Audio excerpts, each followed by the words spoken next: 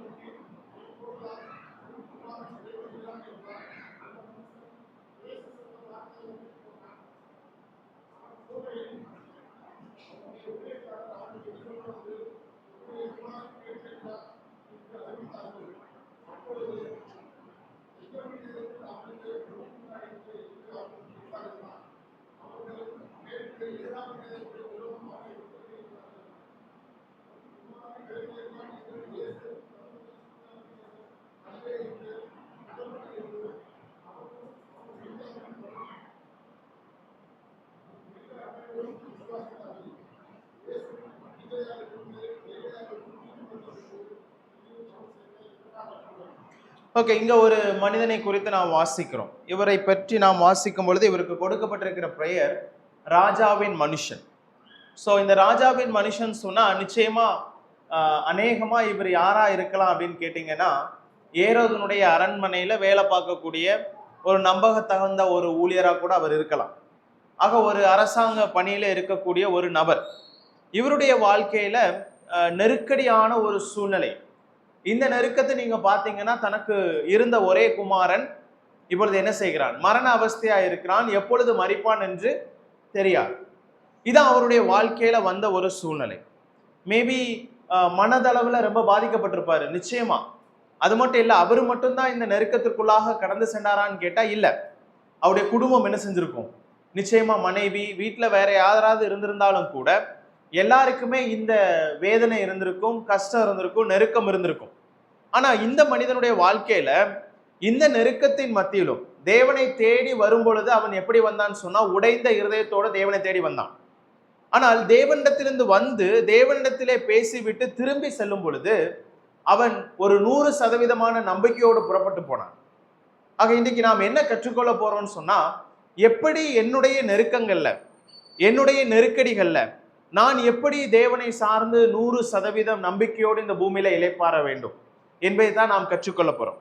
ஆக இங்கே இந்த மனிதனை குறித்து நாம் சிந்திக்கும் பொழுது, இயேசு வந்திருக்கிறார் என்று கேள்விப்படுகிறான். இப்பொழுது இயேசுவை பார்க்க வேண்டும் என்று சொல்லி ஆசைப்பட்டு அவரை தேடி செல்லுகிறான். கிட்டத்தட்ட அவனுடைய ஊர்ல இருந்தும் ஏசப்பா இருந்த அந்த இடத்திற்கு போவதற்கு கிட்டத்தட்ட தோராயமா ஒரு 18 மைல் தொலைவு அவன் நடக்கணும். ஒரு 18 மைல் தொலைவு என்ன செய்யறான்னு சொன்னா பிரயாணப்பட்டு போறான். கப்பர்நகூம்ல இருந்து கானா என்கிற ஊருக்கு அவன் என்ன செய்யறான்னு சொன்னா பிரயாணப்பட்டு போகிறதை நாம் இங்கே பார்க்கிறோம். நீங்க நல்லா கவனிக்கணும். இங்க நடந்த சம்பவங்கள்லாம் நிறைய விஷயங்கள் நமக்கு ஆச்சரியத்தை கொடுக்கக்கூடியதாக இருக்கும். எப்படி இவனுக்கு நம்பிக்கை கிடைத்தது அப்படின்னு கேட்டீங்கன்னா, முதல் காரியம் 50வது வசனத்துல நாம் வாசிக்கிறோம். இயேசு அவனை நோக்கி, நீ போகலாம், உன் குமாரன் பிழைத்திருக்கிறான் என்றார். அந்த மனுஷன் இயேசு சொன்ன வார்த்தையை நம்பி போனான். அந்த ஒரு வசனத்திலிருந்து முதல் பாடம், எப்படி அவன் நம்பிக்கையாக வாழ முடிந்தது, நம்பிக்கையாக அந்த சூழ்நிலையில காணப்பட முடிந்தது அப்படின்னு கேட்டீங்கன்னா, அவனுடைய நம்பிக்கையின் ஆரம்பமே தேவன் சொன்ன வார்த்தை, தேவனுடைய வார்த்தை. அப்ப நாம எப்படி கர்த்தருடைய வார்த்தையை நாம் எடுத்துக்கொள்கிறோம் என்று சிந்தித்து பாருங்க. அவனுடைய நம்பிக்கை, அவன் அமைதலற்ற இருதயத்தோட முதல்ல வந்தான் தேவனிடத்துல. ஆனா அவன் இருதயத்திற்கு அமைதல் கிடைத்ததற்கு காரணம் என்னன்னா, நீ போகலாம், உன் குமாரன் பிழைத்திருக்கிறான். அந்த ஒரு வார்த்தை தான், நீ போகலாம், உன் குமாரன் பிழைத்திருக்கிறான். நீங்க யோசிச்சு பாருங்க, சீஷர்கள் இயேசுவோடு கூட இருந்திருந்தாங்க. சீஷர்கள் மட்டும் இல்ல, மற்ற அநேகர் அவரோடு கூட இருந்திருக்கலாம். இந்த ராஜாவின் மனுஷன் அவரிடத்துல போய் வேண்டிக் கொள்ளும் பொழுது இயேசுவுக்கு பதிலா அங்க இருக்கிற வேற யாராவது நீ போ, உன் பையன் பிழைச்சிருவான் அப்படின்னு சொன்னா இந்த மனுஷன் நம்பியிருப்பானா? யோசிச்சு பாருங்க. இல்ல ஒருவேளை மற்ற யாராவது நீ போ, நான் உனக்காக என்ன செய்யறேன், பரிந்து பேசுறேன்னு சொல்லியிருந்தா இவர் புறப்பட்டு போயிருப்பாரான்னு கேட்டா நிச்சயமா போயிருக்க மாட்டார். அப்போ இவருடைய நம்பிக்கை, இவருடைய அந்த தைரியம், அந்த சமாதானம், இளைப்பாறுதலுக்கு ஆரம்பமா இருந்ததே என்னன்னு சொன்னா தேவன் சொன்ன வார்த்தை. தேவன் சொன்ன வார்த்தை இல்ல இப்படி சொல்ல விரும்புறேன், தேவனுடைய வாக்கு தத்தம், தேவன் சொன்ன வாக்கு தத்தம். இந்த ராஜாவின் மனுஷனுக்கு தேவன் கொடுத்த வாக்கு என்னன்னு சொன்னா, நீ போகலாம், உன் குமாரன் பிழைத்திருக்கிறான். அப்ப தேவன் சொன்ன அந்த வாக்கை அவன் ஏற்றுக்கொண்டான். ஆக அவனுக்கு தைரியம் அல்லது இளைப்பாறுதல் அவனுடைய இருதயத்துல வந்ததற்கு காரணம் என்னன்னு சொன்னா, அவன் தேவனுடைய வாக்கு தத்தத்தில் இளைப்பாற கற்றுக்கொண்டான். தேவனுடைய வாக்கு தத்தத்தை அவன் பற்றி கொண்டிருந்தான். ஆக இங்க நீங்க பாத்தீங்கன்னா, அவன் எந்த விதத்திலும் தேவனுடைய வாக்கு தத்தத்தை விட்டு கொடுப்பதற்கு அவனுக்கு மனமில்லை. அங்கே நான் வாசிக்கிறோம், அவர் சொன்ன வார்த்தையை நம்பி புறப்பட்டு போனான்னு வாசிக்கிறோம். பிரியமானவர்களே, நம்முடைய வாழ்க்கையில தேவன் எண்ணற்ற வாக்கு தத்தங்களை கொடுத்திருக்கிறார். அநேக நேரங்களிலே நாம் அதனுடைய அர்த்தத்தையும் உள்ளான நோக்கத்தையும் நாம புரிந்து கொள்றது கிடையாது. என்னுடைய வாழ்க்கையில கஷ்டம் வரும் பொழுது, பல சோதனைகள் வரும் பொழுது எளிதில் நான் அடிபட்டு போயிடுறேன். அதுக்கு காரணம் என்ன? கர்த்தருடைய வாக்கு தத்தத்தை நாம் பற்றி கொண்டு நோக்கம் கொண்டு வாழ்வது கிடையாது. ஆனால் இங்கே தேவன் சொன்ன வார்த்தையை அவன் நம்பி ஏற்றுக்கொண்டு புறப்பட்டு போனான் என்று வாசிக்கிறோம். எந்த அளவுக்கு நம்முடைய வாழ்க்கையில தேவனுடைய வாக்கு தத்தத்திற்கு நாம் முக்கியத்துவம் கொடுக்கிறோம். வாக்கு தத்தங்கள் சொல்லும் பொழுது நீங்கள் கவனிக்க வேண்டும், சில நிபந்தனைகளோடு தான் ஆண்டவர் சில காரியங்களை சொல்லுவார் வேதாகமத்தில். நாம் ஒரு விஷயத்தை நாம எடுத்துக்கொள்ளும் பொழுது எதின் அடிப்படையில் அவர் சொல்லுகிறார் என்று உணர்ந்து கொள்ள வேண்டும். இங்க இந்த நபருக்கு ஆண்டவர் கொடுத்த வாக்கு அது. எல்லாருக்கும் இதே மாதிரி தான் எல்லாரும் சூழ்நிலையிலையும் ஆண்டவர் வாக்கு கொடுக்கணும்னு கட்டாயம் கிடையாது. ஆனால் ஆண்டவர் சொன்ன காரியத்தை அல்லது நமக்கு எழுதி வைத்திருக்கிற வேதவசனத்தில் இருந்து நம்முடைய நெருக்கடியான சூழ்நிலைகளிலே எவ்வளவு அதிகமாக நாம் ஆறுதலை பெற்றுக்கொண்டு இந்த பூமியில வாழுகிறோம் யோசித்து பாருங்க. குழப்பமான நெருக்கடியான சூழ்நிலைகளை நாம் என்ன செய்வோம்னு சொன்னா பலரையும் பல காரியங்களையும் தேடி ஓடி நாடுவோம். ஆனா கர்த்தருடைய வசனம் நமக்கு ஆறுதலை கொடுக்கக்கூடிய ஒரு புத்தகமாக இருக்கிறது. தேவனுடைய வசனம் இல்லைன்னு சொன்னா என் துக்கத்திலே நான் அழிந்து போயிருப்பேன் என்று சங்கீதக்காரன் சொல்லுகிறான். அப்ப எதின் அடிப்படையில் அவனுக்கு பலன் கிடைத்தது? எதின் அடிப்படையில தாவீதால இளைப்பாற முடிந்தது? கர்த்தருடைய வார்த்தையின் அடிப்படையில். அப்போ ஒரு விசுவாசியாகிய நானும் நீங்களும் கர்த்தருடைய வார்த்தைக்கும் கர்த்தருடைய வசனங்களுக்கும் எந்த அளவுக்கு முக்கியத்துவம் கொடுக்கிறோம்? கர்த்தருடைய வசனம் எந்த அளவுக்கு உங்களுடைய வாழ்க்கையில முக்கிய பங்கு வகிக்கிறது? அதை படிக்கும் பொழுது ஆவியானவர் உங்களை தொடுகிறாரா? அதை வாசித்து தியானிக்கும் பொழுது அதன் மூலமாக உங்களுக்கு பலன் கிடைக்கிறதா?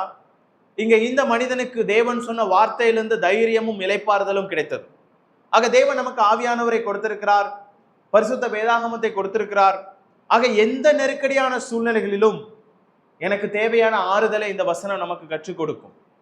ஆறுதலை கொடுக்க தேவன் வல்லவராக இருக்கிறார். ஆக அன்றைக்கு இயேசு அவனுக்கு நேரடியாக நீ போகலாம், உன் குமாரன் பிழைத்திருக்கிறான் என்று கட்டளை கொடுத்தார். ஆனால் இன்றைக்கு நமக்கும் நம்முடைய எல்லா சூழ்நிலைகளிலும் தேவன் தேவையான வசனத்தை கொடுக்க வல்லவராக இருக்கிறார். ஒரு வசனத்தை நாம் வாசிப்போம். ரோமர் 4ஆம் அதிகாரம் 20வது வசனத்தில் ஆபிரகாமை குறித்து நாம் வாசிக்கிறோம். ரோமர் 4ஆம் அதிகாரம் 20வது வசனம் இப்படியாக சொல்லுகிறது. போதும், தேவனுடைய வாக்குத்தத்தங்களை குறித்து அவன் அவ்விசுவாசமாய் சந்தேகப்படாமல். சற்று யோசித்து பாருங்க. 75 வயதிலே தேவன் இந்த வயதான தாத்தாவை பார்த்து ஒரு வாக்கு கொடுக்கிறார். நீங்க யோசிச்சு பாருங்க, இந்த வயசுல இந்த வாக்கு தேவையா? ஆனா எத்தனை வருஷம் ஆச்சு, எத்தனை நாட்கள் அவர் காத்திருக்க வேண்டியது இருந்தது. ஆனால் தேவன் வாக்கு கொடுத்தாரா? கொடுத்தார். அவ்வப்போது அவருடைய வாழ்க்கையில சில சோர்வுகள் வந்தது. அப்பெல்லாம் என்ன செய்வார்னு சொன்னா அவ்வப்போது வந்து தேவன் அவரை மறுபடியும் உற்சாகப்படுத்தினார் வசனத்தை கொண்டு. சில நேரத்துல நீங்க பாத்தீங்கன்னா அவர் சோர்ந்து போகும் பொழுது தேவன் அவனுக்கு தரிசனமாகி அவன் என்ன சொல்வார்னா, வெளியில வா, வானத்தை நோக்கி பாரு, நான் இந்த மாதிரி உன்னை மாற்றுவேன். கடல் மணலை பார், இந்த மாதிரி நான் என்ன செய்வேன், உன்னை மாற்றுவேன். அவ்வப்போது உற்சாகப்படுத்தினார். எதன் அடிப்படையில? அவன் எப்படி 25 வருடம் தாமதித்தாலும் தேவன் சொன்ன வாக்கை நம்பி அவனால் வாழ முடிந்தது என்று கேட்டால் ஆறுதல் கர்த்தருடைய வார்த்தை அவனுக்கு கொடுத்தது. ஒருவேளை வேற யாராவது இந்த வார்த்தையை சொல்லியிருந்தா நிச்சயமா அவன் நம்பியிருக்க மாட்டான். இங்கே சொன்ன வார்த்தை தேவனிடத்திலிருந்து வந்தது. ஆகவே தான் நாம் வாசிக்கிறோம், அவன் தேவனுடைய வாக்கு தத்தத்தை குறித்து அவ்விசுவாசமாய் சந்தேகப்படவில்லை. இப்ப யோசிச்சு பாருங்க, இந்த ராஜாவின் மனுஷன் இயேசுவினிடத்துல வரான், வந்து கெஞ்சுகிறான். கெஞ்சும் பொழுது இயேசு அவனை பார்த்து ஒரு பதில் சொல்றாரு. என்ன பதில் தெரியுமா சொன்னாரு? 48வது வசனத்துல படிக்கிறோம். அப்பொழுது இயேசு அவனை நோக்கி, நீங்கள் அடையாளங்களையும் அற்புதங்களையும் காணாவிட்டால் விசுவாசிக்க மாட்டீர்கள் என்றார். நீங்க நல்லா அந்த வசனத்தை கவனிச்சு பாருங்க. பேசுறது யாரு கூட? ஏசப்பா பேசுறாரு, ராஜாவின் மனுஷன் கூட. ஆனா இந்த வசனம் எப்படி தொடங்குதுன்னு பாத்தீங்கன்னா, அவனை நோக்கின்னு சொல்லிட்டு நீங்கள் அப்படின்னு சொல்றார். நீங்கள் அடையாளங்களையும் அற்புதங்களையும் காணாமல் விசுவாசிக்க மாட்டீங்க. கொஞ்சம் நல்லா கவனிச்சு பாருங்க. பேசுற நபர் ஒருத்தர்கிட்ட, ஆனா அவர்கிட்ட நீ அற்புதத்தையும் அடையாளத்தையும் காணலைன்னா விசுவாசிக்க மாட்டேன்னு அவர் சொல்லல. அவர் சொல்லக்கூடிய காரியம் அங்க இருக்கிற எல்லாரையும் கூட சேர்த்துக்கிறார். ஏன்னா அந்த ஊர்ல ஆண்டவர் செய்த அற்புதத்தை போல வேற எங்கேயுமே செய்யல.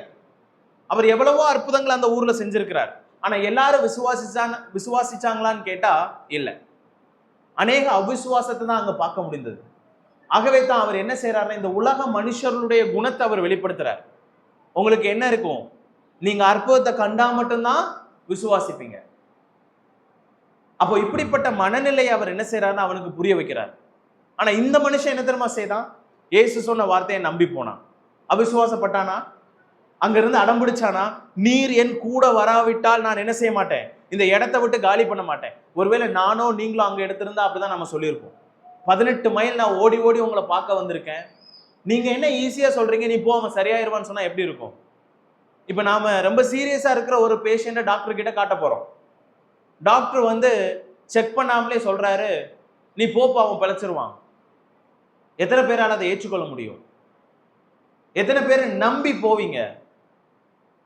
கண்டிப்பா நம்பிக்கை இருக்குமோ இல்லையோ, கேவலமா அந்த டாக்டரை திட்டுவோமா இல்லையா?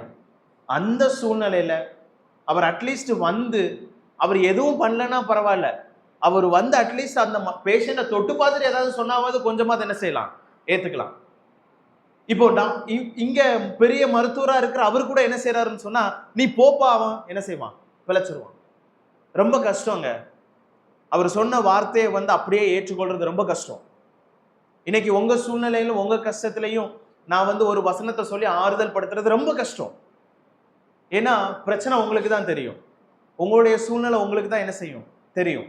ஆனா இது எல்லாத்தையும் மேல அவிசுவாசமா இல்லாமல் நீங்க விசுவாசத்தோட எப்படிப்பட்ட நெருக்கத்துல நீங்க இருந்தாலும் நம்பிக்கையா வாழணும்னு விரும்புனீங்கன்னு சொன்னா, எந்த விதத்திலையும் சந்தேகப்படாம ஆண்டவர் சொல்லிட்டாருங்க, நான் அதை நம்புறேங்கன்னு சொல்லிட்டு நீங்க பிடிச்சு கொண்டா மட்டும்தான் வாழ்க்கையில மாற்றத்தை காண முடியும்.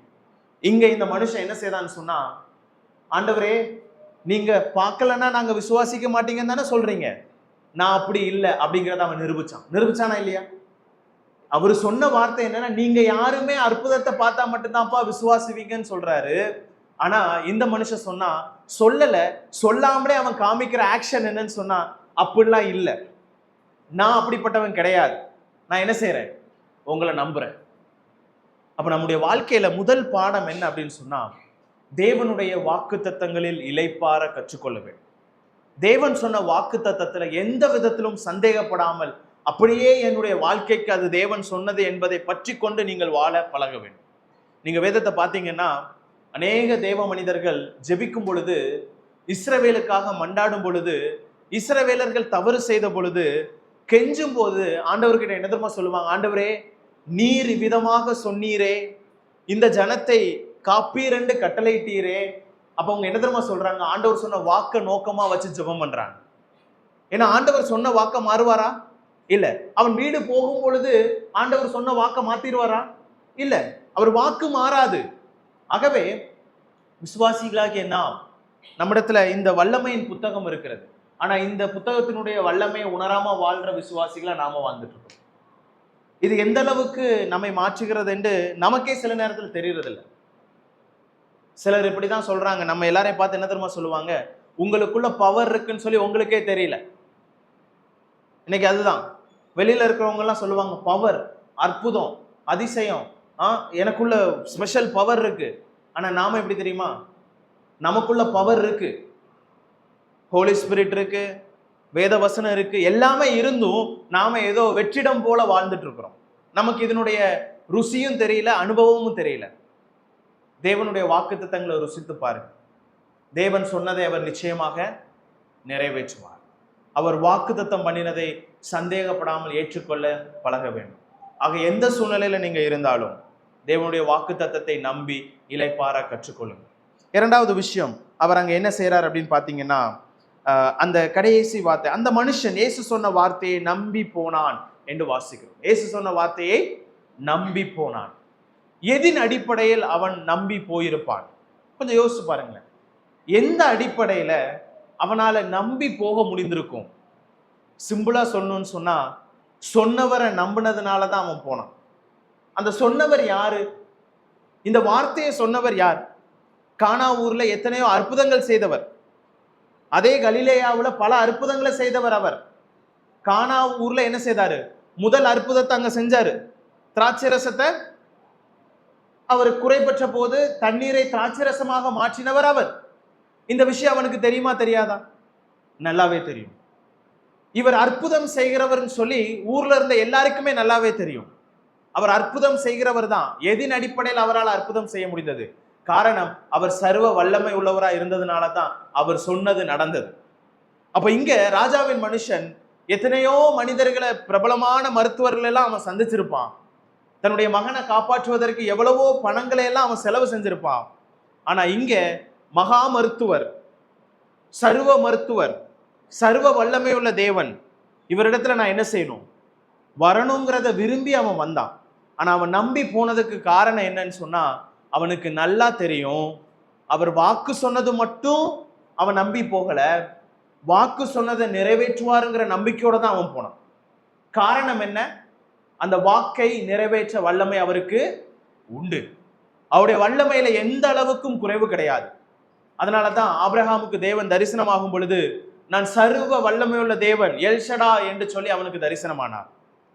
அந்த குழந்தையை குறித்து வாக்கு கொடுக்கும் பொழுது அவர் சொல்லக்கூடிய காரியம், நான் சர்வ வல்லமை உள்ள தேவன், என்னுடைய வல்லமையை பத்தி நீ யோசித்து பார், நான் சர்வ வல்லமை உள்ள தேவன், என்னால் செய்யக்கூடாதது ஒன்றுண்டோ அப்படின்னு சொல்லி கேட்கிறார்.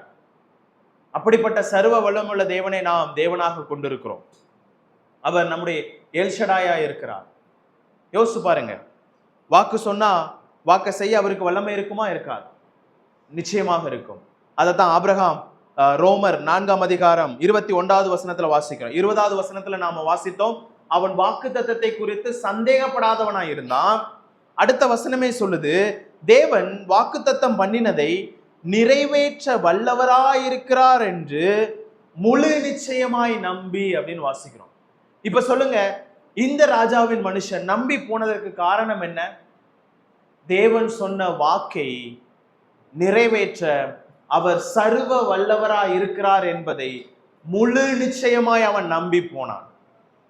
பிரியமானவர்களே, இரண்டாவது விஷயம் இந்த மனிதனுடைய வாழ்க்கையிலிருந்து நாம் பெற்றுக்கொள்றது என்னன்னு சொன்னா, தேவனுடைய வாக்கு தத்தங்களை நம்பி இளைப்பாறினா மட்டும் போதாது, அந்த வாக்கு தத்தத்தை நிறைவேற்ற அவர் சர்வ வல்லவர் என்பதையும் நம்பி நாம் இளைப்பாற வேண்டும். தேவன் சர்வ வல்லமை உள்ள தேவனாக இருக்கிறார். அவருடைய சர்வ வல்லமையில் நாம் இளைப்பாற கற்றுக்கொள்ள வேண்டும். உங்களுடைய வாழ்க்கையில எப்படிப்பட்ட நெருக்கடி வேணாலும் இருக்கலாம், ஆனா தேவனுடைய வல்லமையை மிஞ்சின ஒரு நெருக்கடி யாருக்கும் இருக்க முடியாது. தேவனை காட்டிலும் நம்முடைய வாழ்க்கையில மிகப்பெரிய பிரச்சனை யாருக்குமே இங்க இருக்க முடியாது. நம்முடைய வாழ்க்கையில நாம் படுகிற எந்த துயரமும் துன்பமும் தாங்க முடியாத ஒன்றே கிடையாது. திராணிக்கு மேல் தேவன் சோதிக்க மாட்டார்னு வேதம் தெளிவா சொல்லுது. அப்ப தேவன் நமக்கு சோதனையை கொடுத்தாலும் சில நேரத்துல தாங்க முடியாது. உண்மை, என் வாழ்க்கையில நான் அனுபவிச்சிருக்கேன். வேதம் சொல்லுது திராணிக்கு மேல் அவர் சோதிக்க மாட்டார், உண்மைதான். வசனம் சொல்றது உண்மைதான். ஆனா எனக்கு திராணி இல்லை. என் வாழ்க்கையில நடக்கிற சில விஷயங்களை யோசிச்சு பார்க்கும்போது அதை ஏற்றுக்கொள்ளக்கூடிய மனப்பக்குவமும் இல்லை. வாழ்க்கையில இருக்கிற பிரச்சனைகளை சிந்திக்கும் பொழுது என்னால தாங்க முடியலன்னு தான் ஆண்டவர்கிட்ட சொல்றேன். ஆனா வசனம் சொல்லுது, உனக்கு தாங்க முடியாத நான் தரமாட்டேன்னு சொல்றாரு. இப்ப இதுல நாம யோசிக்க வேண்டிய விஷயம் என்னன்னா, உண்மைதான், மனுஷனா சில விஷயங்களை என்ன செய்ய முடியாதுன்னா நம்மளால என்ன செய்ய முடியாது, சகிக்க முடியாது, ஏற்றுக்கொள்ள முடியாது, தாங்க முடியாது. ஆனா ஒண்ணு மட்டும் உண்மை, அவர் சர்வ வல்லமை உள்ளவர். என்னுடைய பிரச்சனை எதுவா இருந்தாலும் சரி, ஆபிரகாமுக்கு எல்ஷடாயாய் தரிசனமானார் என்று சொன்னால் எனக்கும் அவர் எல்ஷடையாக இருக்கிறார். அவர் எனக்கும் சர்வ வல்லமையுள்ள தேவனாக இருக்கிறார். அப்போ எனக்கு வாக்கு கொடுத்திருக்கிறார் என்று சொன்னால் அந்த வாக்கை முழு நிச்சயமாக நம்பணும். அதே சமயத்துல வாக்கை நிறைவேற்ற சர்வ வல்லமை உள்ளவர் என்பதை முழு நிச்சயமாக நம்ப வேண்டும். ஆகவே தான் இந்த ராஜாவின் மனுஷன் புறப்பட்டு போனான். ஆக அவன் தேவனுடைய வாக்கு தத்தத்தை நம்பி அவன் இளைப்பார்ந்தான். இரண்டாவதாக அவன் தேவனுடைய வல்லமையை முழு நிச்சயமாய் நம்பி அவன் இளைப்பார்ந்தான். ஆக நீங்க எந்த அளவுக்கு தேவனுடைய வல்லமை உணர்ந்திருக்கிறீர்கள் என்று யோசித்து பாருங்க. தேவனுடைய வல்லமையை பற்றி உங்களுக்கு உணர்வில்லாமல் இருப்பீங்கன்னு சொன்னா நீங்க ஃபுல் பைபிளை கூட படிக்க வேண்டாம். வெறும் ஆதியாகமம் 1ஆம் அதிகாரத்தை டெய்லி சும்மா வாசிங்க. வெறும் ஆதியாகமம் 1ஆம் அதிகாரம் போதும். ஃபுல்லா நீங்க படிக்க வேண்டிய அவசியமே இல்லை. வெளிச்சம் உண்டாக கடவது என்றார், வெளிச்சம் உண்டாயிற்று. சொல்லி முடித்த உடனேயே அதுவும் முடிந்தது. நீங்க யோசிச்சு பாருங்க, சொல்லி 1 மணி நேரத்துக்கு அப்புறம் நடந்துச்சா? இல்ல சொல்லி ஒரு 6 நாள் 7 நாளுக்கு அப்புறம் உலகம் உண்டாக்கப்பட்டுச்சா? இல்ல. இன்னைக்கு அநேகர் சொல்லிட்டு இருக்கான், பல வருஷங்கள் தேவன் எடுத்தார் உலகத்தை படைக்க. இல்ல, தேவன் சொன்ன உடனே உலகம் சிருஷ்டிக்கப்பட்டது, வெளிச்சம் உண்டாக்கப்பட்டது. யோசித்து பாருங்க எந்த அளவுக்கு அவருடைய வார்த்தைக்கு வல்லமை இருக்கும். பெண்மான்களை ஈனச் செய்கிறார் என்று வாசிக்கிறோம். அவருடைய சத்தம் கேதுரு மரங்களை முறிக்கிறது என்று நாம் வாசிக்கிறோம். அப்ப அவருடைய வார்த்தையின் வல்லமை எவ்வளவு அதிகம் என்று நாம் யோசித்து பார்க்கிறோம். அவர் சொன்னால் காற்றும் கடலும் அமைதலாகும். அவர் சொன்னால் என்னுடைய வாழ்க்கை மாறும்.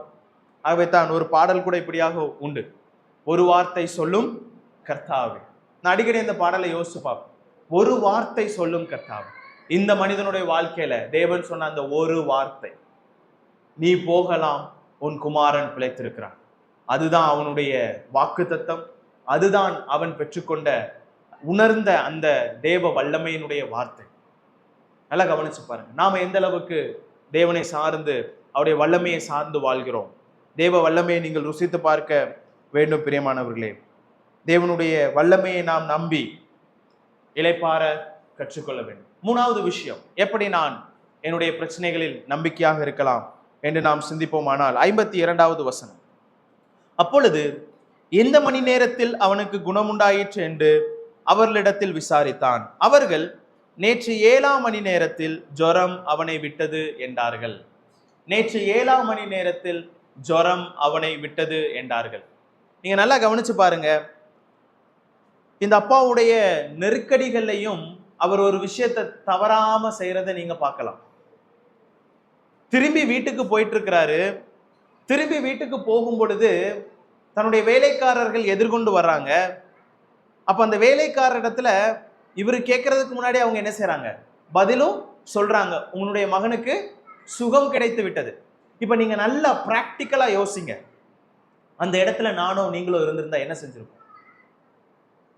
என்ன செஞ்சிருப்போம்? நான் சொல்லவா? வேக வேகமா ஓடி இருப்பேன் என் பையனை பார்க்க. ஓடி இருப்பேனா இல்லையா? இல்லைன்னா நான் என்ன தெரியுமா செஞ்சிருப்பேன்? அந்த இடத்துல கர்த்தாவே உமக்கு ஸ்தோத்திரம் சொல்லியிருப்பேன். இந்த ரெண்டு தான் நடந்திருக்க வாய்ப்பு இருக்கு. ஒன்று, கர்த்தாவே உமக்கு ஸ்தோத்திரம், நீர் சொன்னதை செய்தீர். ரெண்டு, நான் என்ன செஞ்சிருப்பேன், இவங்க சொல்றது உண்மைதான், அது ஒரு சந்தோஷத்தை கொடுக்கும் எனக்கு, அந்த சந்தோஷத்துல நான் ஓடி ஓடி வீட்டுக்கு போயிருப்பேன். ஆனா அவர் என்ன தெரியுமா செஞ்சாரு? கேள்வி கேட்கிறார். என்ன கேள்வி? எந்த மணி நேரத்தில் அவனுக்கு குணம் உண்டாயிற்று? இந்த கேள்வி யாருமே கேட்க முடியாது. நீங்க நல்லா கவனிச்சு பாருங்க. நீங்க மருத்துவர்கிட்ட உங்க குழந்தைய கூட்டிட்டு போனீங்கன்னா, ஒரு அப்பா ஒரு குட்டி குழந்தைய கூட்டிட்டு போறதுக்கும் அம்மா குழந்தைய கூட்டு போறதுக்கு வித்தியாசம் இருக்கு. ஏன்னா டாக்டர் கேட்பாரு, எப்பத்துல இருந்து காய்ச்சல்? அப்போ அப்பா எல்லாம் என்ன தெரியுமா பதில் சொல்லுவாங்க, நேத்துல இருந்து காய்ச்சல் அப்படின்னுவாங்க. ஆனா இதே அம்மா எப்படி தெரியுமா எக்ஸ்பிளைன் பண்ணுவாங்க, டாக்டர் நேத்து ஒரு 9 மணிக்கு காலையில ஸ்டார்ட் ஆச்சு டாக்டர், ஒரு 9:30 இருந்து ஒரே வாமிட்டு. அப்படித்தானே எக்ஸ்பிளைன் பண்ணுவீங்க. ஏன்? நீங்க நல்லா கவனிப்பீங்க, ஒவ்வொரு அசைவையும் கவனிப்பீங்க. எங்களை பொறுத்த வரைக்கும் காய்ச்சல் காய்ச்சல் மட்டும்தான், ஒரே வார்த்தையில முடிச்சிருவோம். என்ன பிரச்சனை? உடம்பு சரியில்லை, அவ்வளவுதான். ஆனா இது நீங்க எப்படி எக்ஸ்பிளைன் பண்ணுவீங்கன்னா, 9:01க்கு இந்த பிரச்சனை, இதை தொடர்ந்து இப்படி ஒன்று ஆச்சு டாக்டர், இப்போ கொஞ்சம் பரவாயில்லாம இருக்கிறான், எல்லாமே சொல்லும் போது அவரும் அனலைஸ் பண்ணுவார். ஆக்சுவலி டாக்டர் கேட்க வேண்டிய கேள்விக்கு மொத்த பதிலும் நீங்க ஃபுல்லாவே சொல்லி முடிச்சிருவீங்க. இப்ப நீங்க நல்லா கவனிங்க, இந்த மனுஷன் யாரால இதை கேட்க முடியும்? யாரால? அது டாக்டர் ஒரு ப்ரொஃபஷன் அவருக்கு. ஆனா நாம அவங்க கேட்காமலே இந்த அளவுக்கு பதில் சொல்றோம்னா, எந்த அளவுக்கு உங்க குழந்தைங்க மேல உங்களுக்கு அன்பு இருக்குன்னு சொல்லிட்டு அது வெளிப்படுத்துது. எந்த அளவுக்கு நீங்க குழந்தைங்களை கவனிச்சு நடக்கிறீங்கன்னு சொல்லி அது வெளிப்படுத்துது. இப்ப நீங்க நல்லா கவனிங்க, வாக்குத்தத்தத்தை ஆண்டவர் கொடுத்திருக்கிறாரு, வல்லமைய ஆண்டவருடைய வல்லமையை நீங்க உணர்ந்திருக்கீங்க. இப்ப இந்த ரெண்டையும் உங்க வாழ்க்கையில எந்த அளவுக்கு ஆழமா உணர்ந்திருக்கிறீங்களோ அந்த அளவுக்கு தான் உங்க கேள்வியும் வெளியில வரும். இவன் கேட்கிற கேள்வி அவனுக்கு சந்தேகமே கிடையாது, நம்பி போனான்னு வாசிக்கிறோம். சுகமாவா அப்படிங்கிறதுல எந்த சந்தேகமும் கிடையாது. நீ போகலாம், உன் குமாரன் பிழைத்திருக்கிறான். இவன் எப்படி ஆகிறான்னு சொன்னா பெரியன் விசுவாசிகளை மாதிரி மாறுறான். யோசிச்சு பார்க்கிறான், சொன்ன நேரத்துல நடந்திருக்கா? கேட்கிற கேள்வியை பார்த்தீங்கன்னா, எப்போ அவர் சொல்றாரு 7ஆம் மணி நேரத்தில். அப்படின்னா எப்போன்னா 1 மணிக்கு நடந்தது. மத்தியானம் 1 மணி அளவுல இந்த சம்பவம் நடக்குது. புரியுதுங்களா உங்களுக்கு? அப்போ இவன் கேட்கக்கூடிய காரியம் என்னன்னா, டைம், எந்த நேரத்துல இது நடந்துச்சு அவன் கண்டுபிடிக்கிறான். ஏசப்பா சொன்ன அந்த 1 மணி டைம்ல இங்க அவனுக்கு சுகம் கிடைத்திருக்கிறது. யோசித்து பாருங்க பிரியமானவர்களே, தேவனுடைய டைம், அவர் டைம் கீப்பர் அப்படின்னு சொல்லலாம். நீங்க டைம் கீப்பர் கேள்விப்பட்டிருப்பீங்க, காலத்தை காத்துக்கொள்ளக்கூடிய ஒரு நபர். நான் ஒரு சபைக்கு அழைக்கப்பட்டிருந்தேன். முதல் முறையா அந்த சபைக்கு நான் போனேன். ஆராதனை 9:30 மணின்னு சொல்லியிருந்தாங்க. நாங்கள் கூகுள் மேப்பை போட்டு நாங்கள் சபைக்கு போயிட்டோம். சபை ஓப்பனாக தான் இருந்துச்சு, ஆனால் சபையில் ஒரு ஆள் கூட கிடையாது. அப்போ எனக்கும் என் மனைவிக்கும் ஒரே பயமும் குழப்பமும், தவறாக வந்துட்டோமா, இல்லை ஒர்ஷிப் டைமுக்கு இன்னும் டைம் இருக்குதா, அப்படியே ஒரு 1/2 மணி நேரம் லேட்டாக தொடங்கினாலும் அட்லீஸ்ட் ஒரு நபராது உள்ள இருக்கணும்ல. என்னுடைய சிந்தனைன்னா அட்லீஸ்ட் ஒரு நபராது இருக்கணும். ஆனா என்ன ஆச்சுன்னா, அன்னைக்கு முந்தின நாள் ஏதோ கிளீனிங்லாம் அவங்க பண்ணியிருக்காங்க சபையில. ஸோ அவங்களுக்குள்ள முடிவு பண்ணி ஒரு 15 மினிட்ஸ் லேட்டரா சர்ச்சை தொடங்கலாம்னு சொல்லி பிளான் பண்ணிட்டாங்க. அதை என்கிட்ட சொல்ல கிடையாது. நாங்களும் உள்ள போயிட்டு ரொம்ப நேரமா யோசிச்சுட்டு இருக்கிறோம், வருவாங்களா, எத்தனை மணிக்கு. நாங்க மட்டும் தனியா உட்கார்ந்துருக்கிறோம். இப்ப நான் சொல்ல வர்ற காரியம் என்னன்னா, மனுஷர்களாகிய நானும் நீங்களும் கூட என்னுடைய தேவைக்கு ஏற்ப நேரத்தை மாத்துறோமா இல்லையா? நானும் நீங்களும் எல்லா நேரத்திலையும் 9 மணிக்கு சபைன்னு சொன்னா 9 மணிக்கே இருப்பது கிடையாது. ஆனா நீங்க வரதுக்கு முன்னாடி ஏசப்பா இங்க உட்கார்ந்துட்டு இருக்கிறார். அதான் உண்மையா இல்லையா? நீங்க வர்றதுக்கு முன்னாடியே அவர் கரெக்டா அவருடைய டைமை அவர் கீப் பண்றார். அவர் தெரியாம கூட என்ன செய்ய மாட்டாருன்னு சொன்னா சொன்ன டைமை மாத்த மாட்டார். ஏன்னா அவருடைய பர்பஸ், அவருடைய அந்த வரங்கள் வேதம் நமக்கு சொல்லுது. ரோமர் 11ஆம் அதிகாரத்தில் அவர் என்ன செய்ய மாட்டாருன்னு சொன்னா, நமக்கு கொடுத்திருக்கிற ஆசீர்வாதங்களையும், நமக்கு கொடுத்திருக்கிற இந்த நித்திய ஜீவனையும், நமக்கு கொடுத்திருக்கிற இந்த ரட்சிப்பையும், அல்லது அவர் கொடுத்திருக்கிற வாக்குத்தத்தங்களையும் ஒருபோதும் அவர் என்ன செய்ய மாட்டார்னா மறுபடியும் எடுத்துக்கொள்ள மாட்டார். இர்ரிவோக்கபிள் அப்படின்னு சொல்லிட்டு ஆங்கிலத்தில் போட்டிருக்குது. மறுபடியும் அது என்ன செய்யப்பட மாட்டாது, எடுத்துக்கொள்ளப்பட மாட்டார். கொடுத்துட்டாரு, சொல்லிட்டாருன்னா அதை அவர் அப்படியே செய்வார். அவருக்குள் மாற்றம் என்பது கிடையாது. அவர் மாறாத தேவன். அவர் சொன்ன நேரமும் நடந்த நேரமும் ஒன்று. 1 மணிக்கு சொன்னாரு, 1 மணிக்கு வீட்டுல பையனுக்கு சுகம் கிடைத்தது. இதுல இருந்து என்ன கற்றுக்கொள்ளணும்னு சொன்னா, தேவனுடைய கால தவறாமையில் நம்பி நாம் இளைப்பாற கற்றுக்கொள்ள வேண்டும். தேவனுடைய பஞ்சுவாலிட்டி மேபி இந்த நேரம் கர்த்தர் உங்க வாழ்க்கைக்கு உங்க நெருக்கடியை மாற்றுவதற்கு அவர் சித்தம் கொண்டிருக்கிறார் என்று சொன்னால் அது இந்த நிமிஷத்திலேயே மாறும். புரியுதுங்களா? அவருடைய அந்த கால தவறாமை, ஒருவேளை இன்றிலிருந்து ஒரு 5 நாளுக்கு அப்புறம் உங்க பிரச்சனை மாறணும்னு சொல்லி அவருடைய திட்டம் இருக்குன்னு சொன்னா, நிச்சயமாக அடுத்த 5வது நாள் எந்த நேரத்தில் அவர் நிர்ணயித்திருக்கிறாரோ அந்த நேரத்தில் பிரச்சனை மாறும். ஆபிரகாமுக்கு வாக்கு கொடுத்தார், சொன்ன நேரத்திலே, குறித்த காலத்திலே. வேதம் தெளிவா சொல்லுது, வாசிக்கலாம். ஆதியாகமம் 21ஆம் அதிகாரம் 2வது வசனம். 21ஆம் அதிகாரம் 2வது வசனம் சொல்லுது, ஆபிரகாம் முதிர்வயதா இருக்கையில் சாராள் கர்ப்பவதியாகி தேவன் குறித்திருந்த காலத்தில் அவனுக்கு ஒரு குமாரனை பெற்றாள். அங்க ஒரு வார்த்தை வருது, என்ன காலம்? குறித்திருந்த காலம் இல்ல, தேவன் குறித்திருந்த காலம். குறித்திருந்த காலம்னா நம்மளை பொறுத்த மட்டும் எப்படி, திருமணமானா அடுத்த ஒரு வருஷத்துல என்ன செய்வோம், எல்லாருமே எதிர்பார்ப்பாங்க, யாரா இருந்தாலும் எதிர்பார்ப்பாங்க. உண்மையா இல்லையா? சோ அது நியமம், சமுதாயத்தினுடைய நியமம். ஆனா குறித்த காலம் நமக்கு, ஆனா தேவனுடைய காலம், தேவன் குறித்த காலத்தை தான் நாம நம்பி இருக்கணும். அது மட்டும் இல்லை, நீங்க படிச்சு பார்த்தீங்கன்னா இதே வசனங்கள், இதே அதிகாரங்கள்ல வேற இடத்துல இதே மாதிரி வார்த்தை வரதை நீங்க பார்க்கலாம். 18ஆம் அதிகாரம் 14வது வசனம். ஆதியாகமம் 18ஆம் அதிகாரம் 14வது. கர்த்தரால் ஆகாத காரியம் உண்டோ? உற்பவ கால திட்டத்தில் உன்னிடத்திற்கு திரும்ப வருவேன். உற்பவ கால திட்டத்தில் உன்னிடத்திற்கு திரும்ப வருவேன். அப்படியே 10வது வசனம். அப்பொழுது அவர் ஒரு உற்பவ கால திட்டத்தில் நிச்சயமாய் உன்னிடத்திற்கு திரும்ப வருவேன். நல்லா கவனிங்க, நிச்சயமாய். அந்த வார்த்தையை அவர் போடுறார். ஏன்னா அவனுக்கு வாக்கு கொடுத்தது தேவன், சொன்னதை அவர் மாற்ற மாட்டாரு. ஆனா அவ்வப்போது சோர்வு வரும்பொழுது ஆண்டவர் என்ன செய்யறாருன்னு சொன்னா, அவனை மறுபடியும் திடப்படுத்துகிறார். நிச்சயமா நான் வருவேன், நிச்சயமா உன்னிடத்துல நான் என்ன செய்வேன், வருவேன். ஆனா எப்போ? நான் குறித்திருந்த காலத்தில் வருவேன். அப்ப இங்க நாம கற்றுக்கொள்ளக்கூடிய காரியம் என்னன்னு சொன்னா, தேவனுடைய கால தவறாமையை நம்பி நாம் இளைப்பாற பழக வேண்டும். இப்ப எனக்கு நெருக்கடி இருக்கா, தேவனுடைய வல்லமையை நம்புங்க, தேவனுடைய வாக்குத்தத்தத்தை நம்புங்க, தேவனுடைய டைம்னு ஒண்ணு இருக்கு, அதையும் நீங்க நம்புங்க. இது எல்லாவற்றையும் நாம் நம்பும் பொழுது நிச்சயமாக இப்பொழுதும் இளைப்பாற முடியும். இல்லைன்னா நம்முடைய நிம்மதி போயிடும். இன்னைக்கு மனுஷனுக்கு நிம்மதி இல்லாத காரணம் என்ன தெரியுமா? ஏன் தெரியுமா? எதிர்காலத்தை குறித்த சிந்தை தான் அவனுக்கு பாதி நிம்மதியை எடுக்குது. எதிர்காலத்தை குறித்த சிந்தனை அவனுடைய சந்தோஷத்தை கெடுக்கிறதற்கு வரக்கூடிய காலத்தை குறித்ததான பலவிதமான சிந்தனை தான் அவனுடைய எதிர்காலத்தை என்ன செய்யுதுன்னு சொன்னா, நிகழ்காலத்துல வாழ விடாம தடுக்குது. சூழ்நிலை முடிஞ்ச அளவுக்கு நாம என்ன செய்யணும் சொன்னா, இன்றைக்கு நாம் வாழ பழக வேண்டும்.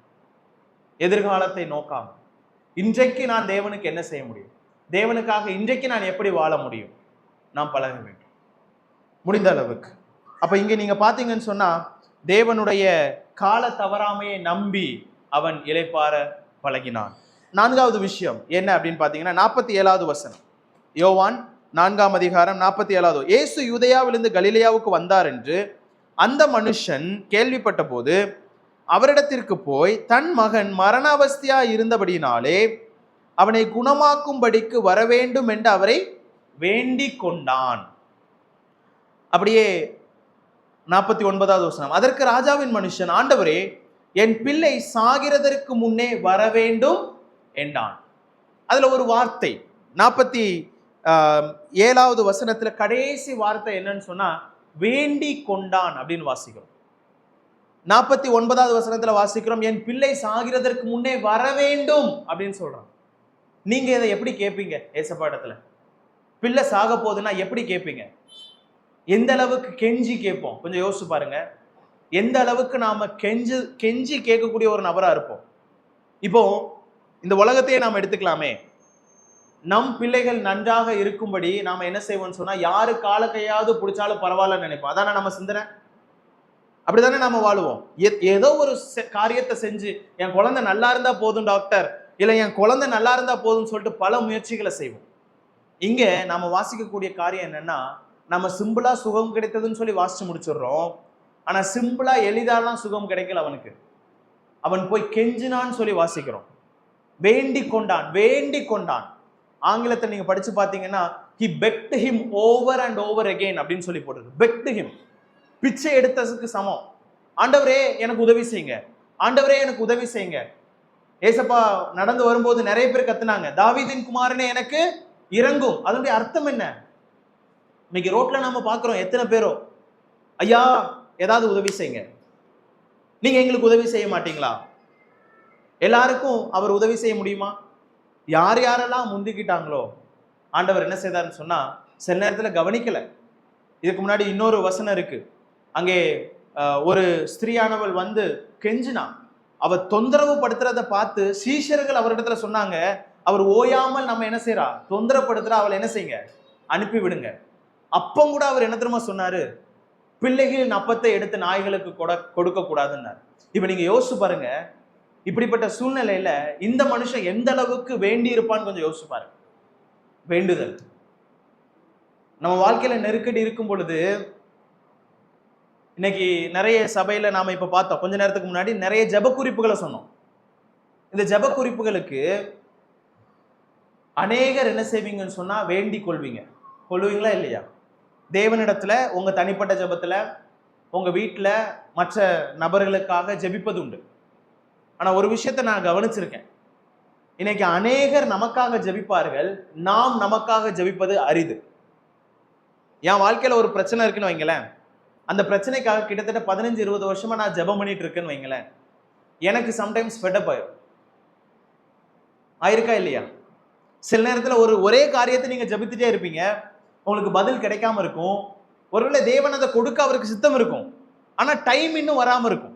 ஆனா நீங்க என்ன செய்வீங்கன்னா, ஒரு காலகட்டத்தில் மற்றவங்க எல்லாம் சொல்லுவாங்க எங்க அப்பா ரட்சிக்கப்படணும்னு ஜெபம் பண்ணுவாங்க, ஆனா நாம ஜெபம் பண்றது குறைஞ்சிரும். ஏன்? ஏன்னா இத்தனை நாள் நான் ஜெபம் பண்ணேன், பதில் கிடைக்கல. நானே என்ன செஞ்சிருவேன்னு சொன்னா சில நேரத்தில் வெக்ஸ் ஆயிடுவேன். ஆனா இங்க பைபிள் என்ன தெரியுமா சொல்லுது, இடைவிடாமல் ஜெபம் பண்ணுன்னு சொல்லி பைபிள் சொல்லுது. அவனுக்கு பதில் கிடைக்கிற வரைக்கும் அவன் கேட்டுக்கொண்டான். ஒரு கொடுமையான ஒரு ராஜா, ஒரு அம்மா வந்து தொந்தரவு பண்ணதுனால அவனுடைய இருதயம் என்ன செய்து சொன்னா அந்த அம்மாவுக்கு உதவி செய்யணும்னு சொல்லி முன் வந்து அவன் உதவி செய்தான். நம்ம வாசிக்கிறோம் புத்தகத்துல. அப்ப நீங்க யோசிச்சு பாருங்க. அப்போ நம்முடைய நல்ல தகப்பன் நமக்கு கொடுத்திருக்கிற ஒரு வழி என்னன்னு சொன்னா, பிலிப்பியர் 4:6 நாம வாசிக்கிறோம், எல்லாவற்றிலேயும் என்ன செய்யணும், எல்லாவற்றிற்காக நாம ஸ்தோத்திரம் செய்யணும். நீங்க வாசிங்க பிலிப்பியர் 4:6. நீங்கள் ஒன்றுக்கும் கவலைப்படாமல் எல்லாவற்றையும் குறித்து உங்கள் விண்ணப்பங்களை ஸ்தோத்திரத்தோட கூடிய ஜெபத்தினாலும் வேண்டுதலினாலும் தேவனுக்கு தெரியப்படுத்துங்கள். அங்க நாம வாசிக்கக்கூடிய வார்த்தை வேண்டுதலினாலும். வேண்டுதலினாலும் நாம் என்ன செய்யணும், தேவனுக்கு தெரியப்படுத்தணும். இந்த மனுஷன் வேண்டிக் கொண்டானா இல்லையா, தெரியப்படுத்தினானா இல்லையா? உண்மை. அப்ப இதுல 4வது விஷயம் என்னன்னு சொன்னா, நாம் ஜெபத்திலே உறுதியாய் தரித்திருக்கும் பொழுது நமக்கு இளைப்பாறுதல் கிடைக்கும். ஒரு விஷயத்தை நாம கஷ்டப்பட்டுட்டு இருக்கும் பொழுது அதை நீங்க தேவ சமூகத்துல வேண்டிக் கொள்ளும் பொழுது உங்களுக்கு இருதயத்துல ஆறுதல் கிடைக்கும். ஏன்னா அடுத்த வசனம் அதைத்தான் நமக்கு சொல்லுது. அப்பொழுது எல்லா புத்திக்கும் மேலான தேவ சமாதானம் உங்கள் இருதயங்களை ஆண்டு கொள்ளும். எப்பொழுது? நீங்கள் எல்லாவற்றையும் குறித்து ஒன்றுக்கும் கவலைப்படாமல் ஸ்தோத்திரத்தோட கூடிய ஜெபத்தினாலும் வேண்டுதலினாலும் தேவனுக்கு தெரியப்படுத்தும் பொழுது, ஜெபிக்கும் பொழுது உங்களுக்கு என்ன இருக்கும்? சமாதானம் கிடைக்கும். ஜெபத்தினா உங்களுக்கு சமாதானம் நிச்சயமா கிடைக்கும். அப்ப இங்க அவன் வேண்டிக் கொண்டான். தேவன் அவனுடைய வேண்டுதலுக்கு என்ன செய்தார்? பதில் கொடுத்தார். அவனுக்கு சமாதானம் கிடைத்தது. அப்ப நாம இங்க கற்றுக்கொள்ளக்கூடிய ஒரு பாடம் என்னன்னு சொன்னா, தேவன் ஒருவேளை நாம ஜெபிக்கும் பொழுது தாமதிக்கலாம், ஆனால் அவருடைய தாமதம் நம்மை கைவிட்டதான அர்த்தம் கிடையாது. சில நேரத்தில் அவருடைய நேரம் இன்னும் வரவில்லை என்ற அர்த்தம். அவருடைய நேரம் வரும் வரைக்கும் நாம் அந்த காரியத்திற்காக தொடர்ந்து வேண்டிக் கொண்டே இருக்க வேண்டும் என்பது அவருடைய விருப்பம். ஜெபிக்க வேண்டும் என்பது அவருடைய விருப்பம். இன்னைக்கு நம்முடைய வாழ்க்கையில சில நேரத்தில் நெருக்கடிகளை கொடுக்கறதுக்கு காரணம் என்னன்னு சொன்னா, நாம் இன்னும் அவரை நெருங்கி சேர வேண்டும் என்பதற்காகத்தான். என் வாழ்க்கையில ஒரு முள்ள கொடுக்குறாருன்னு சொன்னா, அட்லீஸ்ட் அது நிமித்தமாக நான் கர்த்தர் சமூகத்தில் அடிக்கடி நான் போகணும், அவர் சமூகத்தில் நான் இருக்கணும். ஆண்டவர் என்னை மாற்றுவதற்கு, என்னை பக்குவப்படுத்துவதற்கு கூட சில விஷயங்களை என்னுடைய வாழ்க்கையில் என்ன செய்யலாம்? அனுமதிக்கலாம். ஆனா ஒரு உண்மை என்னன்னு சொன்னா, அவருடைய சமூகத்தில் இருக்கும் பொழுது நித்திய ஆறுதலும் பேரின்பமும் சமாதானமும் நமக்கு கிடைக்கும். அதுல எந்த மாற்று கருத்தும் கிடையாது.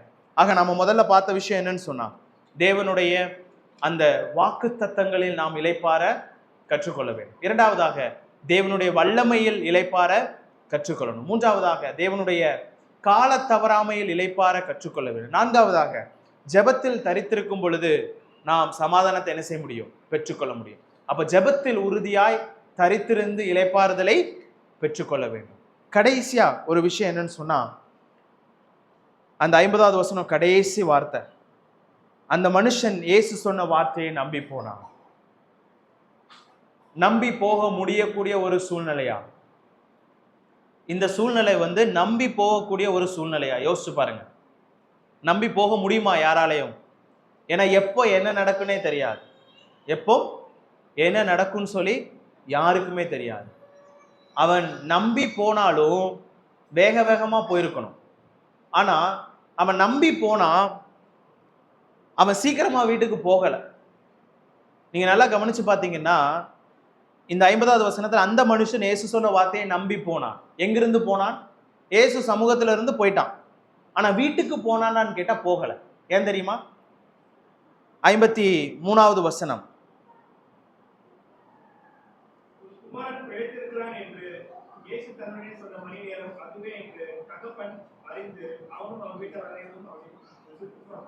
ஓகே. சோ நான் 52வது வசனம் கடைசி பகுதி, அவர்கள் நேற்று 7ஆம் மணி நேரத்தில் ஜுரம் அவனை விட்டது என்றார்கள். என்ன வாசிக்கிறோங்க?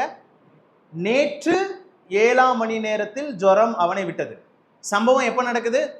நேத்து 1 மணிக்கு நடக்குது. ஓகேங்களா? நேத்து 1 மணிக்கு நடந்திருக்கு சம்பவம். நான் முன்னாடியே சொன்னேன், 18 மைல் தொலைவு தான் என்னது அவனுடைய வீட்டுக்கும் ஏசபாவை பார்த்த இடத்துக்கும் கிட்டத்தட்ட 18 மைல். இந்த 18 மைல நீங்க நடந்து பிரயாணம் பண்ணி கடக்கணும்னு சொன்னா கிட்டத்தட்ட ஒரு 6ல இருந்து 7 மணி நேரம் போடலாம். அதுவும் இல்லாம இந்த மனுஷன் வேக வேகமா ஓடி போக வேண்டிய சூழ்நிலை. ஏன்னா அறக்க பறக்க தான் என்ன செஞ்சிருப்பான்? ஸ்பீடா போயிருப்பான். கிட்டத்தட்ட 6 மணி நேரத்திலேயே அவன் என்ன செஞ்சிடலாம்? வீட்டுக்கு போய் சேர்ந்துடலாம். இப்ப வீட்டுக்கு போய் சேர்ந்திருந்தா அட்லீஸ்ட் நைட்டு இல்லைன்னா மிட் நைட்டாவது வீட்டுக்கு போயிருக்கலாமா இல்லையா? போயிருக்கலாம். ஆனா இன்னும் வீட்டுக்கு அவன் போகல. இப்ப சொல்லுங்க, நான் முதல்லயே சொன்னேன், நீங்க அந்த இடத்துல இருந்திருந்தீங்கன்னா வீட்டுக்கு உடனடியா போயிருப்போம். அப்படிதானா? ஹாஸ்பிட்டலுக்கு போயிருப்போம். நடந்தது உண்மையான கண்டுபிடிக்கவாது போயிருப்போம். ஏசப்பா சொன்னது நடந்துச்சான்னு டெஸ்ட் பண்ணவாது என்ன செஞ்சிருப்போம்? போயிருப்போம். ஆனா இந்த மனுஷன் வீட்டுக்கு திரும்பி போகல இன்னும். அப்ப எங்க போனாரு? எங்க போனாரு? வசனத்துல இருந்து தானே நான் சொல்றேன். நேற்று அவர் கேள்வி கேட்கும் போது என்ன சொல்றாரு? நேற்று.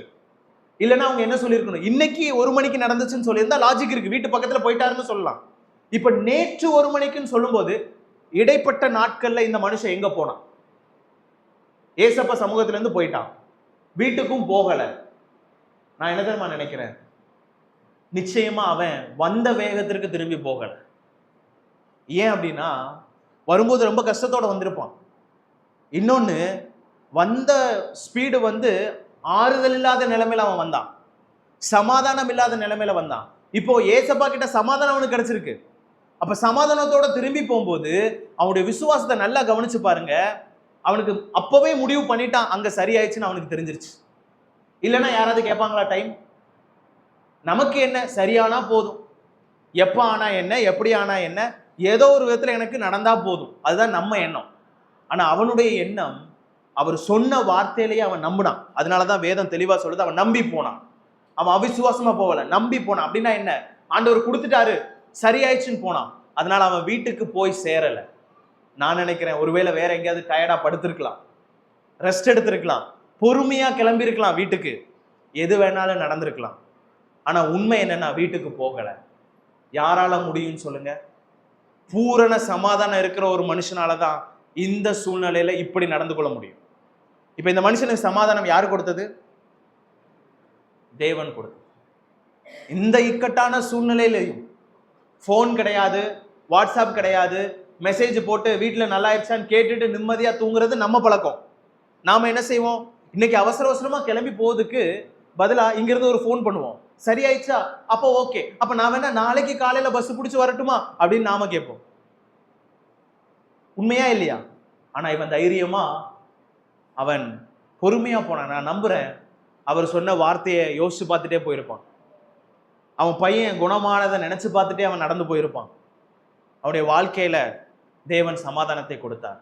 நாம படிச்ச பிலிப்பியர்ல படிச்சோம், நீங்கள் வேண்டிக் கொள்ளும் பொழுது எல்லா புத்திக்கும் மேலான தேவ சமாதானத்தை கர்த்தர் கொடுப்பார். அவன் வேண்டிக் கொண்டான், சமாதானத்தோடு புறப்பட்டு போனான். தேவன் அவனை சமாதானத்தினாலே நிரப்பினார். பிரியமானவர்களே, இந்த சமாதானம் விசுவாசத்தினால வரக்கூடிய கனி. விசுவாசம் யாருக்கு அதிகமா இருக்கோ அவங்களால மட்டும்தான் எந்த சூழ்நிலையிலும் சமாதானத்தோடு இருக்க முடியும். விசுவாசம் கொடுக்கக்கூடிய கனி தான் என்னன்னு சொன்னா சமாதானம். அந்த கனி உங்களுக்கு இருக்கணும். எந்த அளவுக்கு அதிகமா நீங்க தேவனை நம்புறீங்களோ அந்த அளவுக்கு உங்களுடைய இருதயம் சமாதானத்தோடு இந்த பூமியில வாழ செய்யும். ஏசாயா ஒரு வசனத்தை வாசிச்சு நான் முடிச்சிடறேன். ஏசாயா 26ஆம் அதிகாரம் 3வது வசனம். ஏசாயா 26ஆம் அதிகாரம் 3வது வசனம்.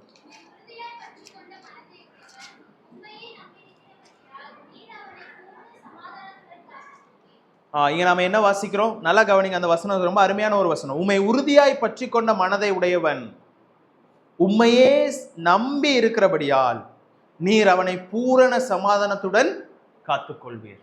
இந்த மனுஷன் அவரையே நம்பி புறப்பட்டு போனான்.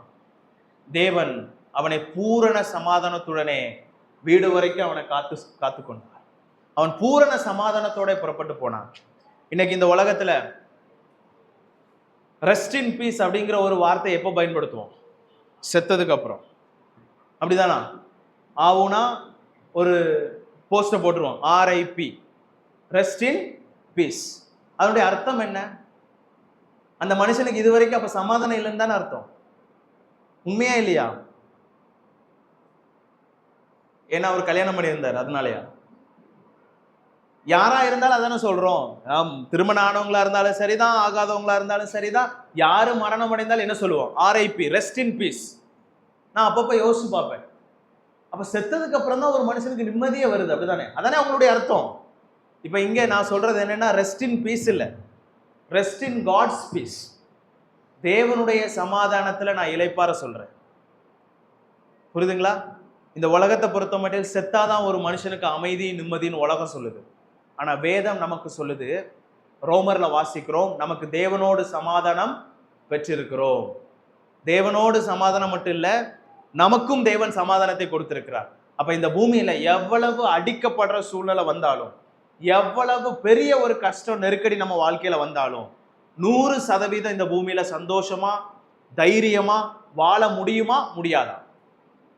முடியுமா முடியாதா? முடியும். இப்பவும் நாம என்ன செய்யலாம்னு சொன்னா சமாதானத்தோடு இளைப்பாற முடியும். அப்போ முடியலன்னு சொன்னா இந்த 5 விஷயத்தை நம்ம வாழ்க்கையில கடைபிடித்தா முடியும். என்னெல்லாம்? Rest in God's promise.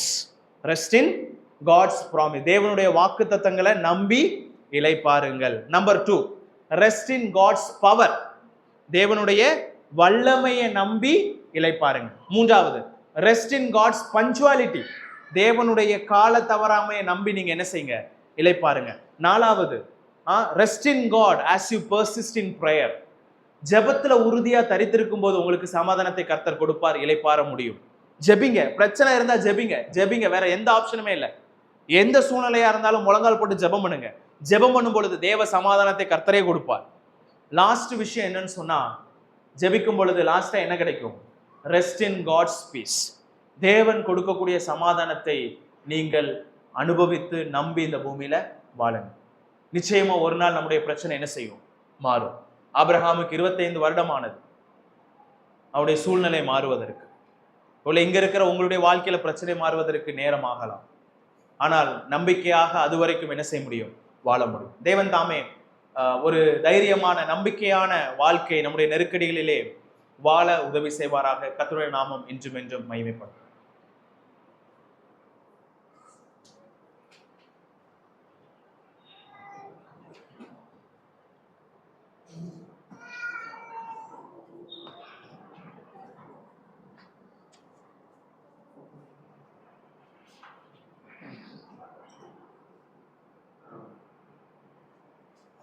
தேவனுடைய செய்தியை கேட்டோம். அதுபடி நாம் இந்த பாடுகள் நிறைந்த உலகத்தில், பிரயாசங்கள் நிறைந்த உலகத்தில், வருத்தங்கள் நிறைந்த இந்த உலகத்தில் சமாதானத்தை கொடுக்கக்கூடியதாக எங்களை நேசிக்கிற நல்ல ஆண்டவரே, அருமையான வேலைக்காக நாம் நம்மை துதிக்கிறோம்.